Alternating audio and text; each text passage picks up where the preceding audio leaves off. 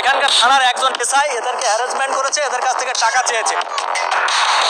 দূর দূর করে তাড়াই দিছে, আমাদের টাকা পয়সাও চাইছে। এমনকি আমি ওটা এখন পোষায় দিচ্ছি ভাই, কিন্তু আমি আপনার সাথে সন্ধ্যার সময় দেখা করতেছি এই বিষয়টা নিয়ে আপনি কি করেন।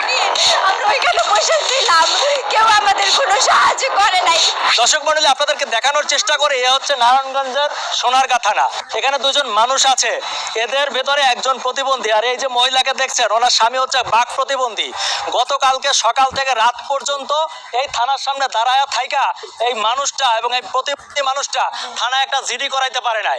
শুধু এখানেই তা না, জিডির মধ্যে 14টা ভুল আছে। এভাবে লেখছো কেন, ওভাবে করছে কেন? আরে ভাই, সাধারণ মানুষ, এরা কি এত কিছু বুঝবে? এরা পারে না বলেই তো আপনাদের কাছে আসছে, তাই না? এখানকার থানার একজন এসআই এদেরকে হ্যারাসমেন্ট করেছে, এদের কাছ থেকে টাকা চেয়েছে। জি, আপনার নাম কি?